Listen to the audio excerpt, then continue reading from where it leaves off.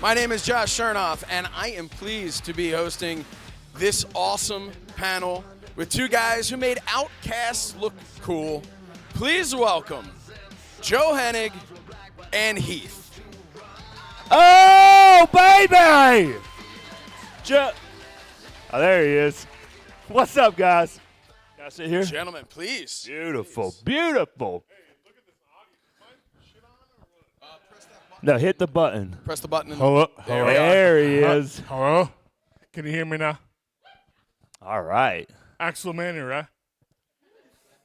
Still going. That's a good question to start I've with. never been eliminated. Man, we got a sold house of 20 people, man. It's good. Well, you know what? I We're told so them, over. Heath, I told them that they're going to get to tell everybody else Yeah. that they missed out on the best panel. I mean, of the honestly, entire weekend. you're probably right about that. I really don't think you could find a better panel than What we have right now. 100%. Sorry, baby. Yee. All right, Yeah, so we've known each other for about 20 years. If we look sunburnt, I'm sorry. We literally just came back from St. Pete Beach for Fandango's bachelor party. Yeah. Well, I mean, I'm a ginger, so I'm like a human vampire. And I mean, I look at me. Look at me. It hurts. It really does hurt. Ow, dude, come on. All right, Anyway, sorry. I just want to fill y'all in. Go ahead. so we are here to talk about really whatever you want, but we'll kick it off talking about Social Outcasts, right? All right. You said you guys have known each other for 20 years. How did it come to be for you guys to be on air, teaming together as part of this stable? Do you remember the story of how that came about? I totally do. Okay, I want to hear your story. This is my 'Cause, side, what I Dude, remember. If you hear Heath's story, and I've told him this millions of times, it's over-fabricated every time. So It's not that I'll let you listen to over-fabricated. his story, and I'll tell you I exactly just how it shine went the down parts up because that I'm needs to be actually shined. You know, this is what I remember. Our asses are in. We're not doing nothing. None of us. We're like San Antonio. I got it. Was it? Yep. Okay, San Antonio. Let's say Texas. All right, it's always bigger there. So we're all in the locker room. Nothing's really doing much with any of us, you know. And then next thing you know, Michael Hayes, or it might have been John Laurinaitis, called all four of us out in the locker room. No, it was a writer, Kapoor. Came All right, in, Kapoor said, 1, came. 2, 3, 4, 5, come here. There was only four of us. Yeah. So 1, we 2, all 3, 4, walk in come the here. hallway, and we're walking. What the hell are we doing? We're walking down the hallway, and we're all looking at each other doing this. The fuck you do, man? What the hell? Why did you get me twined up in this? What's happening? And we're like walking towards Vince's office, you know. And I'm just like, man, we're all getting fired. We haven't been doing nothing for a minute. And then the next thing you know, we go in and we're talking with Vince. And Vince just has this idea of Social Outcasts. He wanted us four to be a part of it. So, like, we went in the room with Kapoor, Yeah. and he said, come up with a name. And then we sat in the locker room again trying to figure out. And we had some badass names, like fucking, I don't even know what it was. We had a list of names. And, like, we finally found out it was Social Outcasts. We're like, whatever. I don't care. We're on TV. It can work. And, like, it's, like, for the best technical wrestlers who are undermined and underestimated to be a certain top guy. I mean, not heavyweight championship-wise, whatever. Just the but next it's like level. all of us, every single one of us. And actually, I'll give a shout-out to Fandango, who should have been in the group, too, because there's so many goddamn technical wrestlers and students of the game who know how to work and know how to present to the crowd in a certain way, but also know how to wrestle. And that was us. And I don't mean to get like really hard-hearted in this, but like, look at all of us. Like, it was me, you, Bo, Adam Rose, and Dango should have been another one. I agree. Because there was so much talent there. When we were in developmental, growing up to go up to the main stage WWE, that was the core group that really still held the old school work ethic an in-ring and can do anything you can do, babyface, heel, all that kind of shit. And that was part, like, Social Outcasts to me was we were being outcasted because we were that damn good. And we should have went way farther than we should have, like, did. But we've made a movie, so Hey, we had a sorry good, for mumbling. yeah, good core group of guys that can get in the ring and get the job done, period, is what it was. And then Vince literally wanted us to be Social Outcasts because that's the name he loved.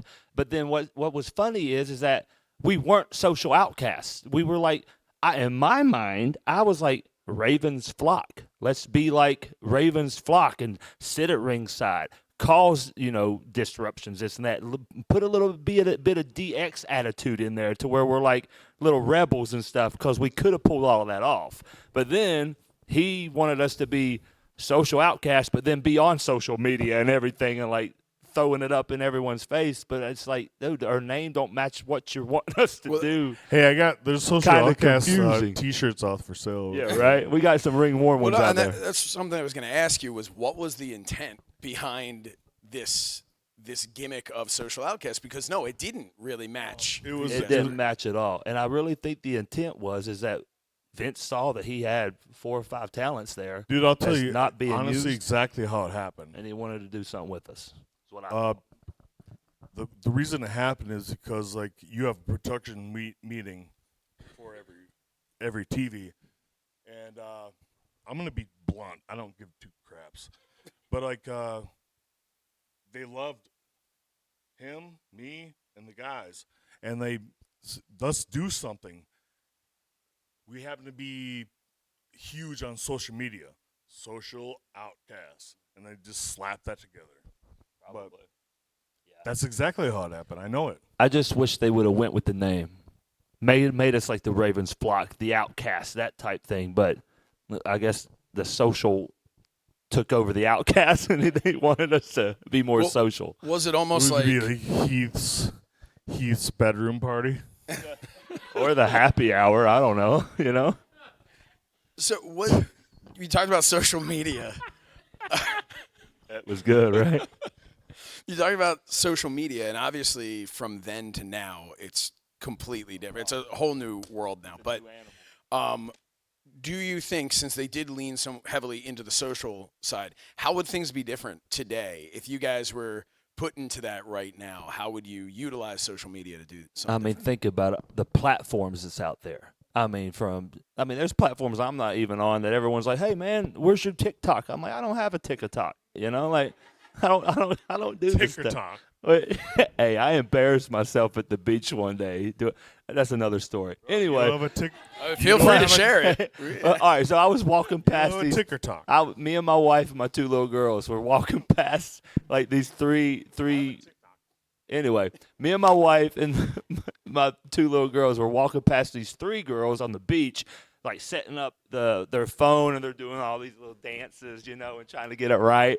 And I walked by. I said, "Look at them over there tick-a-tocking." Brother, these three teenage girls did this. Look at this old motherfucker. Oh yeah, man, what the hell? He don't even know the name of this shit, But what's funny? Hey, I saw them look at me, and I had my shades on, and I was looking at them too. Man, they looked right at me. I heard them say, "Look at this old man." And I was like, "Shit, I don't even look that old." Like, damn. But then when I got over, my wife was like, "It's TikTok, not the tick-a-tock." I said, "Damn." Oh, well. Yeah. That's a true story. Where was I going until you told me to tell this story? Ticker-talking. I think you were talking about all the different platforms that there are today. Nowadays, if Social Outcasts came back, yes, I think we all should wear leather jackets and look on the outside. But with all of the social, they could do cool things of us being outcasts and not wanting to be on the social. That could probably drive the social. You get what I'm saying? Okay. Yeah, I see that. Oh, hey, Social Outcasts, Outcasts, you want to interview? And we pie-face the camera. Hell no, we don't Social wanna interview. Outcasts, you go, like, now, for sure, like, when we first did the Social Outcast thing, it was just beginning. But now, like, there's so many look at every platform. So many avenues, bro. And how many outcasts there are. Yeah.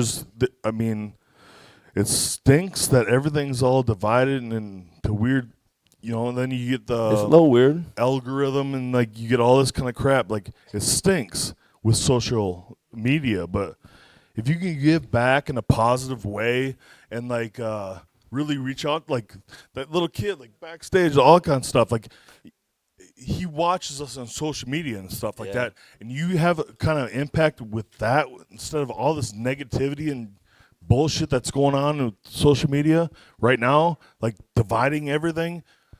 You can sit down and look at a wrestler, positive or negative, and it's going to be a positive influence in a little kid's life. Like my son, my youngest son is 9 years old, and he watches social media all the time, like with like the old school stuff. My dad did, my grandfather did, and he is so like Dad, check this out. And he does like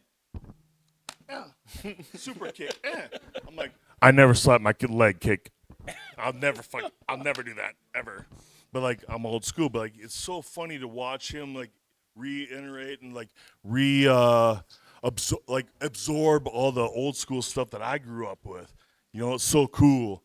But like that's the positivity that should come from social media, seeing little kids going in to this industry. Like I don't know if there's anyone out there that's interested in the business or whatever, but like there's inspiration out there, and I think the wrestling industry has more positivity given back to independence and young kids and everything, man. It's really, I'm so proud that I'm a part of this this whole industry, like everything, man. Like remember, like we used to do like crap on WWE, like these tournaments and all, like these all like Make-A-Wishes and all, like everything so in between and all of that. Yeah, it's one of money. those things. Like what I think you're trying to get at is that it's always good to use the social media as good, just to spread love, to spread the goodness, because there's a lot of shitheads out there, and we don't need to add to it. You know what I mean? So there's a lot of crap. yeah, 100%. And even if like on social media, if we have to portray that bad guy, that heel, and I see the kid come up to my table, I'm not going to be an asshole. I'm going to say, hey, brother, what's up? Like I'm going to let him see the real human. You know what I mean? Not the character that we portray and try to get y'all to love or hate. I've been hated for many years, and I've been loved for many years. I hate him, man. Yeah, you're right. But it's just one of those things where, like, even if I'm a heel, even if I'm a bad guy, I'm a human being, and I want to send a good message to these kids so they can have an uplifting spirit, open mind, and follow their dreams just like we did. So that's interesting what you're talking about, because we do see that a lot. MJF is one that comes to mind, right? Always. There are a lot of people who MJF. I don't know who the fuck that is. So he probably doesn't, but it's okay. But you have these people who there are these. Yes. Okay.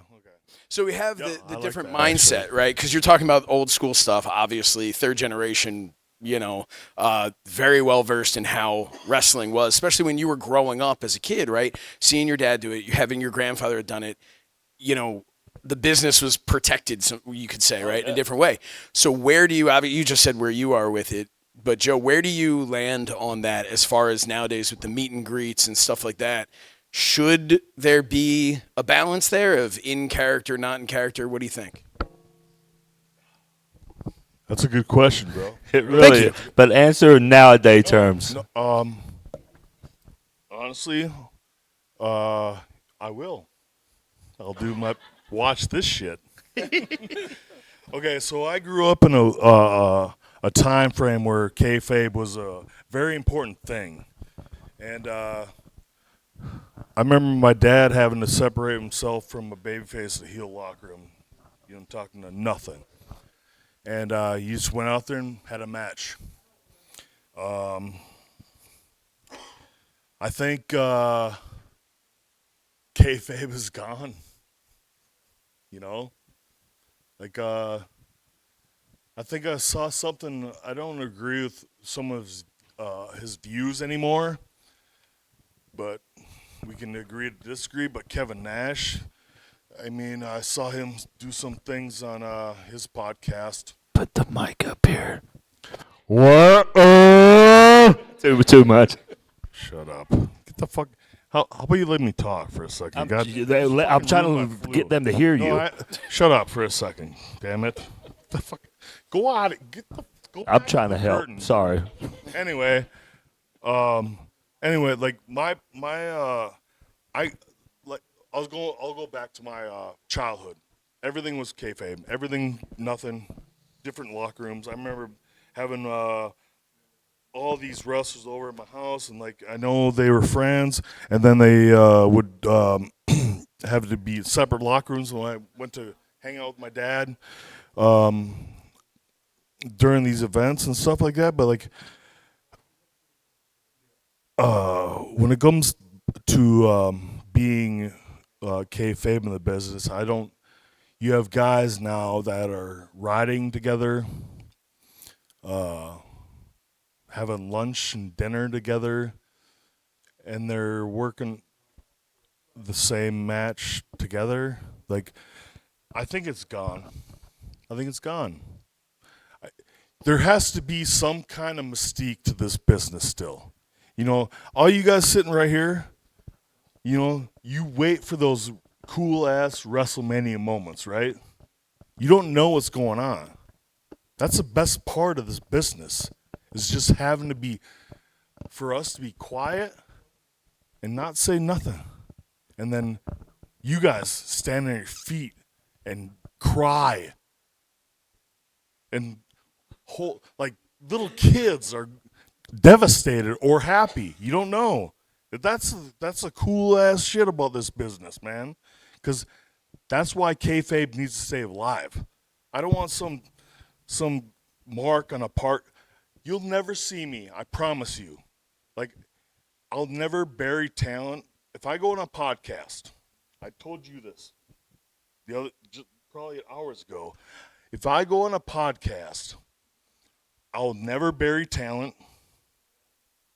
I'll always welcome the new kids that are coming up, like really emotional kids that want to be part of this great industry that we built our families on. But I will never sit there on a podcast and bury any kid. I'll just critique. And that's the least I can do from my whole family to the young industry, like these up-and-comers. Even the guys I'm going to work with, Wayne Bloom's kid I'm working with. He's 12 years younger than me. I'm going to go just hang out with him. And like that's the way I think the business should be. If these guys want to make podcasts, how about you shut the fuck up and go up and fucking and teach these kids that need to fuck. How do you think Paul Haim got started? How do you think all these guys got started? Not from listening to some dumbass podcast. Get off your dumbass shit and go up and talk to these guys. Talk to the kids. I don't know. I think the pointing at me was unintentional. Are you okay? With that? I'm good. All right. I'm fine.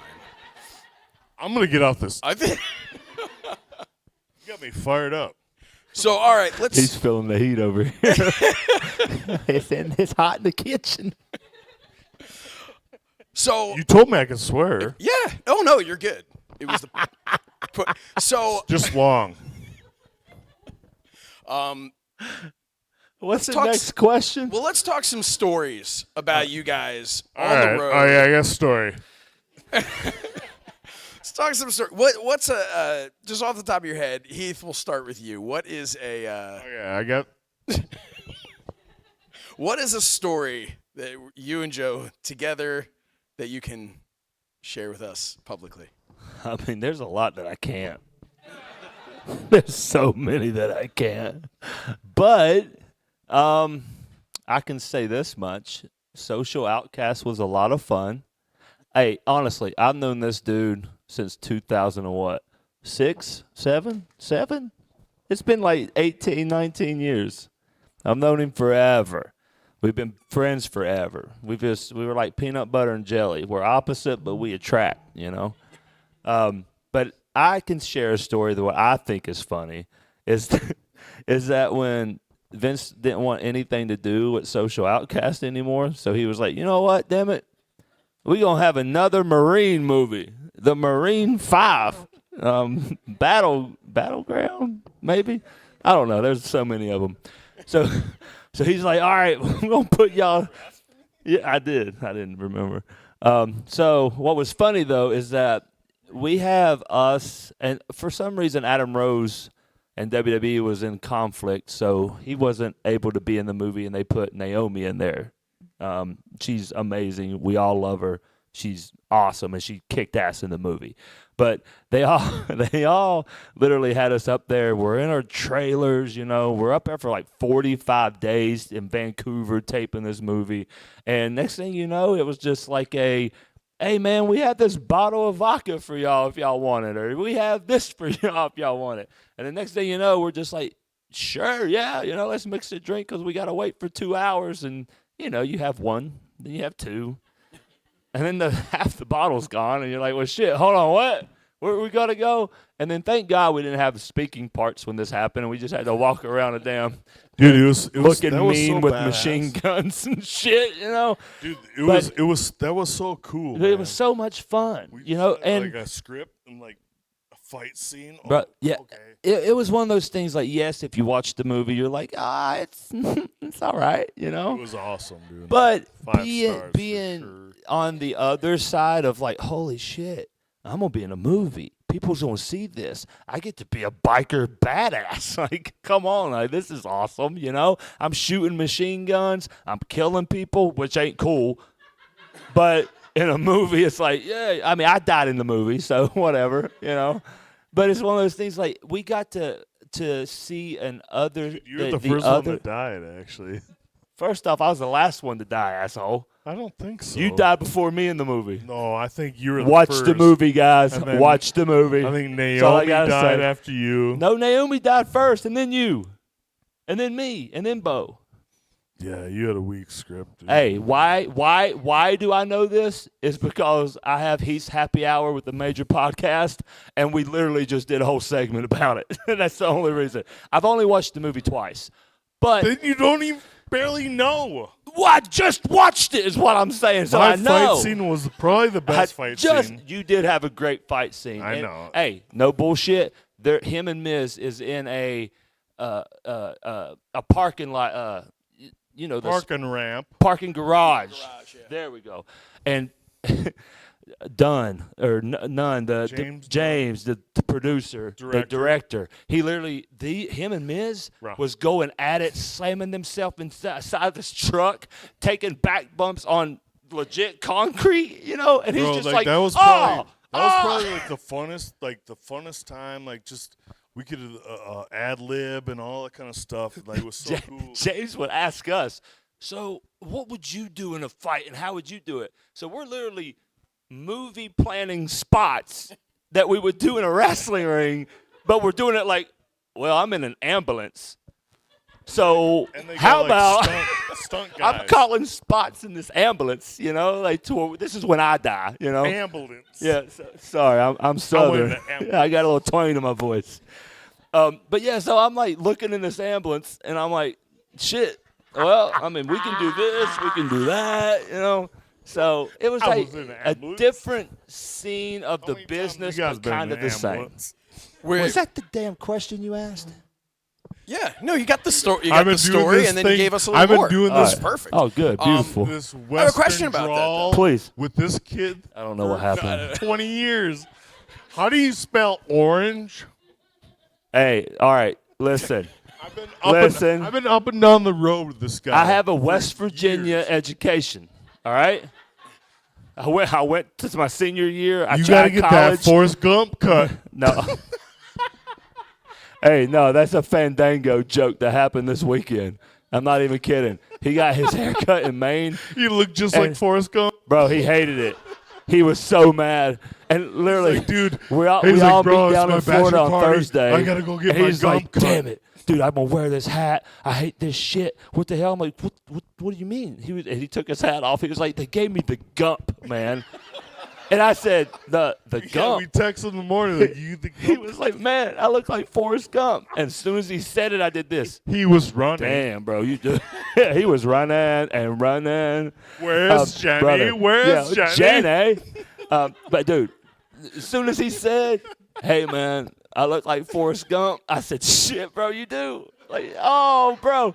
So then he spent the morning. He had the strip like back here. No, hey guys, It's like, look I up look like a Forrest light Gump, bro. switch. Fandango. He That's what he said looked to like, us. He totally looked like Dude, Forrest. I can't have my wife look. Dude, they look like twin brothers there for a second, man. When's he they- getting married? Like, does he have August. time to grow this out and Oh fix no, it? oh yeah, plenty of time. Okay. No, he already fixed it. He went to a like, barber right away. in Okay. St. The Pete next morning, in bro. Florida and was like, bro, I got to get this fixed. I ain't walking around like this. Bro, that's the first thing he did the next morning was go to a barber shop and got it fixed.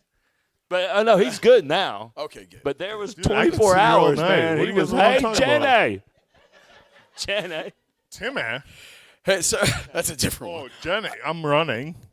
So I have a question. I think a lot of people have probably asked you, but I've never heard the answer of it. The name Curtis Axel, which came after Michael McGillicuddy, we heard on air the story of where like Michael McGillicuddy came from and all that, because a lot of people are like, why not just Joe Hennig? Why not Joe Hennig, right? Where'd you hear that story? It was commentary. They were like, they said Commentary something was that that it was shit. like your mom's maiden name. My mom's maiden name is Leonard. Right. So to that point, Well, McGillicuddy's kind of better they than that. came up with something. Shut the fuck up, Brandon. So obviously, so they came Serious up. questions. So They came up please, with shut the something fuck up. because they were getting so much pushback of like, we know his family, we know who he actually is. Why are you coming up with this name? Where did this name, when you finally made the switch and they're like, okay, good, they're making the switch, and then it was Curtis Axel. Like, obviously, we know where Curtis came from and where Axel came from. Who came up with that? I mean, how much time we have? I could talk about this. I think we long got as like you want. 3 minutes, brother. You got this. I can't tell you. In 3 180 minutes, but seconds. I'll tell you what. I worked my ass off, and I had to earn Dusty Rhodes' trust in FCW, and he made me the FCW World Heavyweight Champion, and he didn't have 2 grains of salt to shake on me. He didn't see nothing in me. He had Sheamus, Drew McIntyre. Asked them.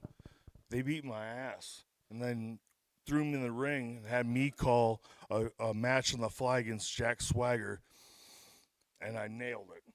And so Dusty took me under and taught me a lot of things, but he never really trusted me, but he trusted me enough to make me FCW World Heavyweight Champion. So you look at developmental.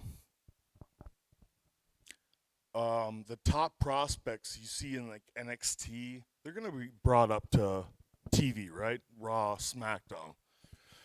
So that was my moment. I was a top echelon in FCW. I'm going to get pushed. I go in as an NXT rookie as Kofi Kingston.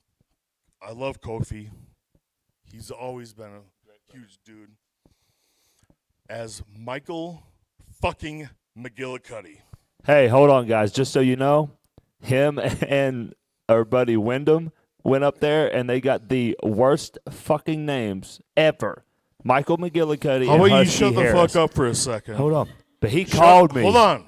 Stop. Oh, geez. This is serious now. I'm going to put the mic down. I got brought up as the grandson of Larry the Axe Hennig, the son of Mr. Perfect Kurt Hennig, and you bring me up as Michael McGillicuddy? Look at you. You're fucking laughing. All 12 of you. Whatever. Yeah. It sounds louder than that. Probably 20. Right? How would you feel when you reach your pinnacle going, God dang, I'm going to be a star. And all of a sudden you get brought up and be treated like shit. I feel I got treated like shit, honestly. And I can talk to Triple H in private about all this kind of stuff, whatever. I'm not going to go into detail, but it really fucking impacted me. Where I fought so hard as Michael McGillicuddy for 2 years, and I actually made a good name for myself doing all, like, whatever I could do, whatever. Finally, I sat down with Paul Heyman, and I said, and he always loved me, and I love Paul. I sat down with him one day, and going home from an airport, I don't even know what town it was, but I said, Paul, man, Brock's gone. He's done. You need Paul Heyman on stage. You need a new Paul Heyman guy. And so, long story short, back in the day, Paul Heyman he told me a story. I didn't even know about it. Paul Heyman told me a story like, in AWA, they were going to change, when my dad turned heel, they're going to call him Curtis Mayhem. And Paul Heyman was going to be his guy. So, like, he's like, dude, just call yourself Curtis Mayhem. Hell yeah, let's go. I walked down a week later in Kansas City, Missouri. Vince wants, I was like, I'm going to be Curtis Mayhem. And, like, Vince said, you're Curtis Axel. You're fighting, you got a promo with your new Paul Heyman guy. You got a main event match against Triple H. I'm like, what? I got no new gear. I got no, what the hell? Like, nothing. But that's how fast this business works. But, like, it's crazy how you see these the relationships with my dad and my grandpa and all that kind of stuff that goes down the drain. Like, it's just it's a family business kind of thing. Like, it's so cool, and like everyone's so. I mean, you guys see all these guys walking in. They, you don't want to.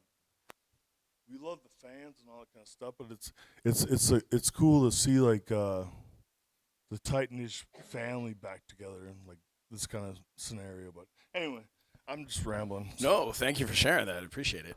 Yeah, just tell me to stop, bro. Like, No, I'm interested in what you're saying. I don't want you to stop. But we are going to turn it over to you guys at this point for a couple of questions. So show of hands, and then we will have a microphone shipped right over to you. There we go, right there in the front. He's the closest. Okay, no, that's fine. Hey, Heath, I wanted to ask you about when you did the whole program with all the legends back in the day, like how that came up and how were all those guys to work with? Oh, brother. So I literally walked into Raw, and you got to check into talent relations every time you first walk in. So I went into talent relations, talking to Mark Carano, just bullshitting around. And they always have like a rough draft of the card up, but it always changes. Every daggone week, it will change. It's a guarantee. So I look up there, and I'm like looking through, and I'm like, damn. And then I see like match whatever, it's like 10 or whatever, Heath versus Big Van Vader. I do this. What the hell? What? Hold on now. So I look at Carano. I'm like, yeah, I'm here. Da, da, da. I'm like, what the hell's this up here, man? I said, y'all got Swoggle dressing up as Vader to whoop my ass or something? I'm like, what's happening?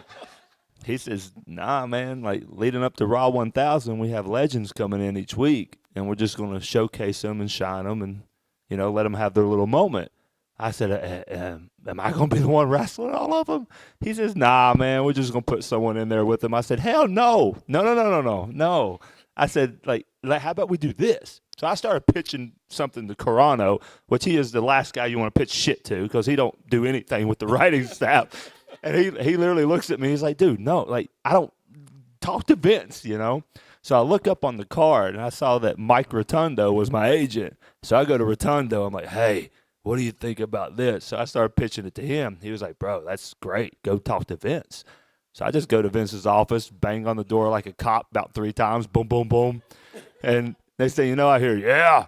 So I open the door. I was like, hey, man, you got about 3 minutes? And he was like, yeah, sit down. So I pitched him the idea, hey, I see that you have me working Vader. I hear that you have Raw 1000 coming up and you're bringing in legends.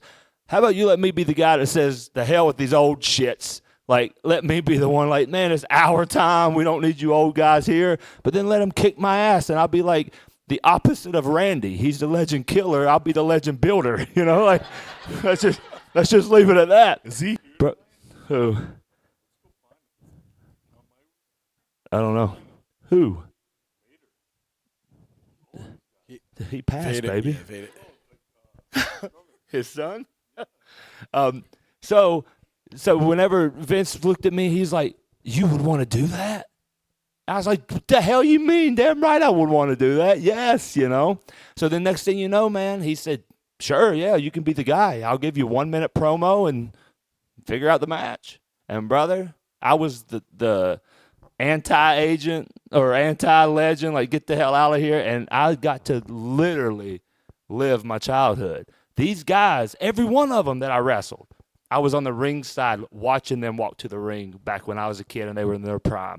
So, like, when you see me talking that junk and then their music hit and come down, on the inside, I am 10 years old doing this. Holy crap, this is awesome, you know? So it was like one of those full circle type of moment type of deals, you know, to where I was like, man, kick my ass. I don't give a damn. This is so cool, you know? So that's where I was at in the moment of all the legends.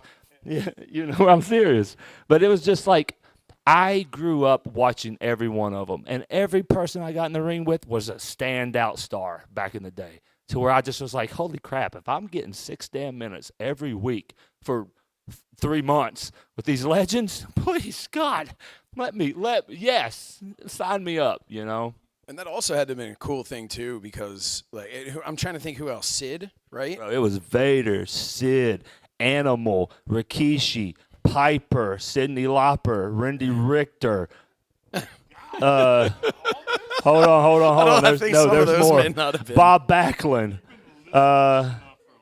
Bro, I do a lot of podcasts, bro. Like, people ask me these questions. I kind of know. There's a lot. Hey, Yeah, but they were all great. But these are people who, when you break into the business and now once you're even finding success, yeah, everybody can have their bucket list of the things they want to do, but these are people who I'm sure were like nowhere in your mind. Like, of course, I'm never going to wrestle Vader. I'm never going to wrestle Sid. Like, it's just not going to happen, Brother, right? the last time Sid was in the ring was when he broke his leg. Yeah. Oh. And then I got to wrestle him the next match. Or his next match, you know, after that. It's wild shit, bro. Cyndi Lauper signed the golden record that she smashed over my head and gave it to me because she was mad because I got cut and I was bleeding and she was crying in the back. And I was like, dang, Sydney, this ain't shit. You know, like, I'm fine, babe. I can wipe this off and it's going to be good. But she was so sweet.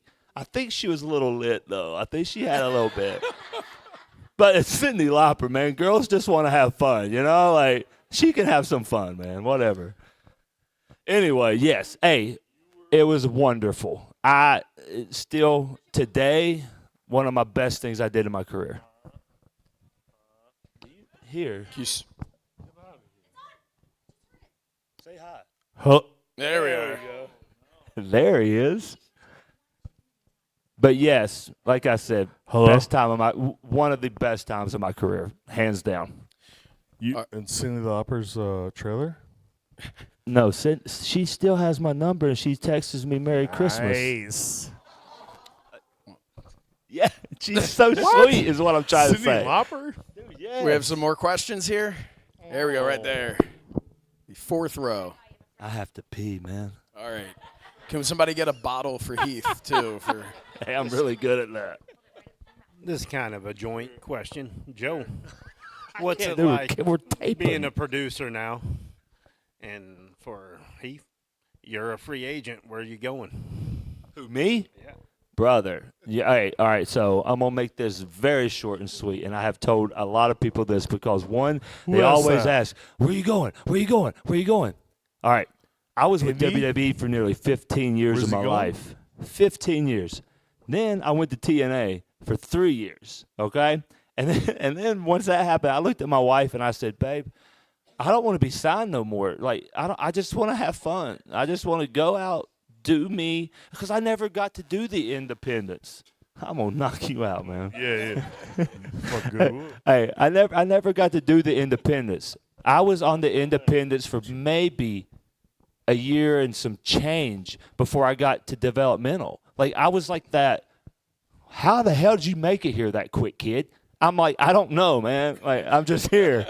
I don't know how I got here. I have red hair and I can bump, I can sell. That's all I got, you know. But they liked it, and like I hear these stories of, hey man, it took me a decade to get here. It took me this long to get here. You know what I mean? But it didn't take me that long. So it was one of those things to where like it happened quick for me, and I was there for so long and all that stuff. And now I wanted to be a dad, you know, for a while, because like 8-9 years of my kid's life, me and Joe even talked about this earlier. A decade of my kid's life.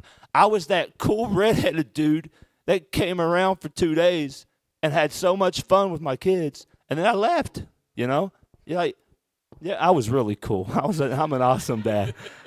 But it's one of those things where like I got to be able in this last year and a half, going on 2 years now, just to be a dad, man. Just to have fun with my family and create new moments and adventures and stuff that I never got to do. And like me and my two girls, I don't have 100 and some kids in the wrestling world. If y'all really want to know, don't tell nobody. But I want them to believe I still have a lot of kids.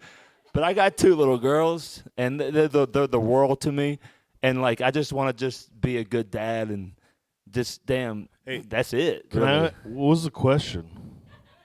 Where was I going to go after, like now with my the companies and stuff? And I said, his question for you was, what's it like to be a producer? Hold on, you said that to me? To me? Hold on. I answer both right now. Hold on. Did I answer my question? No, yeah, shit. you did it right. Yeah, you got it. Damn, I was like, I haven't even been a producer Dude, yet. I haven't even talked to the mic, really, have I? Hey, I gotta pee, guys. I'm gonna be right back.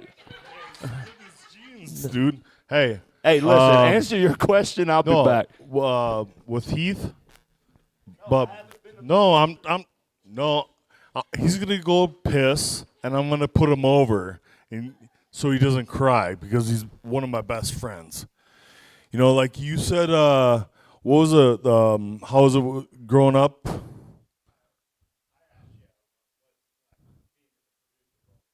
Okay, so I want to go back to Heath. So I'm going to do a double take because, like, you guys, you see this guy, this goofy ass. He's goofy, man. That's why I love this guy. You know, like, you go up and down these roads and drive these miles with certain number of guys, and I don't mean to, like, I haven't seen this dude for a long time, and this mother, get up here, come here. I haven't seen you in a long time either. I saw you peeking at me, but you're one of my favorites, too. Brian Myers, everybody.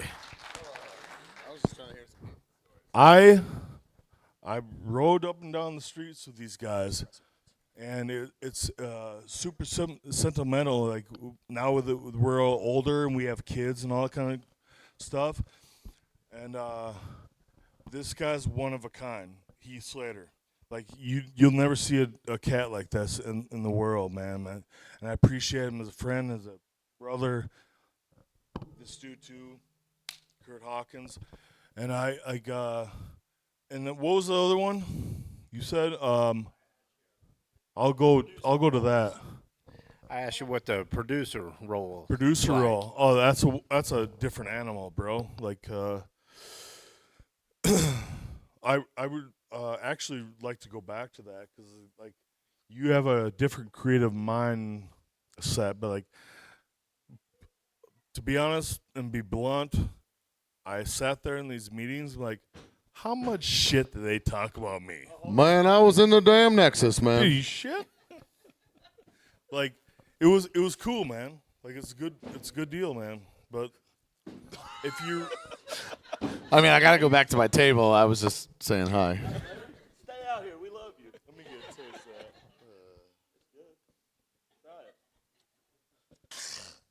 that. All right. Did you guys FaceTime Adam Rose yet? You know, FaceTiming Adam Rose? Are we supposed to do that? This was about the Social Outcasts. No. No. I think I do. No, it's probably like 10 numbers ago. Yeah. 10 numbers ago. 10 numbers ago, it's probably changed. All right, do we have one more question? There we go, right there. Hey, you got a major Bendy question? I got a new one coming out next year. Unfortunately, not a toy question, but this question's for Joe. Myself and my friend Steve are huge Bobby the Brain Heenan fans, and we knew your father was managed by him. I'm sure there's probably some stories, or maybe a story that you could tell us about Bobby the Brain. Oh man, there's so many ribs that they played on each other, man. Like rooming together and just purposely clogging the toilet and Not with poop it's either. Bobby's fault, or just riding up down the road like I told so when I talked with when I was with Paul Heyman, I talked to him about like Bobby, and like it's like, how do you guys find yourself different and similar, whatever, dude? Like, because Bobby was the best in my eyes, you know, but like Heyman would say he's a genius. He like. There's a video I can show you, but I don't want to show you. No, it's not appropriate because like back then lives were different. But It was okay back then. Bobby the Brain Heenan was really like the brain. Like he's pure genius, and like everything he touched turned to gold. Like how often do you see right now? You name one heel commentator? Kind of extinct. What Wade Barrett tries to be, Wade Barrett. Dave but Sturcio. they love him Well, I think anyway. I'm- So I'm supposed to be the How heel. badass would Sturcio that just be? comes off as one, you know. Bobby Heenan? Right. I mean, he's one of a kind. Jesse Ventura, like, Yeah. brother. thank you, baby. Wow, look look at at that. that. Look at it. Hey.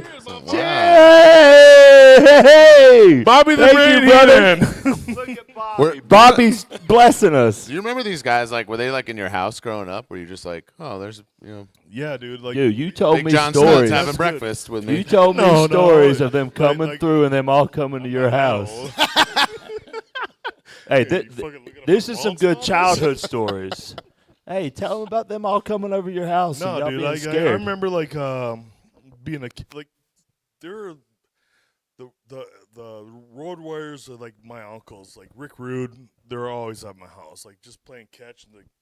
Guys, think about that. Chucking the Mr. ball at me Perfect, super hard too. I'm like, bro. Mr. Perfect, the Road 8 years Warriors, old going, and "Oh, Rick bro." Root. I actually your remember house. when we met.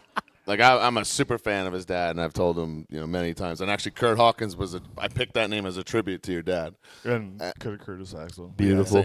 Same. But one of the first things I asked you, I remember I said, like, to me, and this is like getting real cosmetic, your dad had the best tan ever. And I was like, I think like that Hulk Hogan, Matt Cardona tan is too much. But your dad was right in that perfect wheelhouse. And then one of the first things I asked you, I go, how did he do that? You go, we had a tanning bed in our house. I was like, he was cheating. He was cheating. No, dude. Sometimes it's sunny in Minnesota. Yeah, right. Never. Yeah. I knew it. I should have known that. Yeah.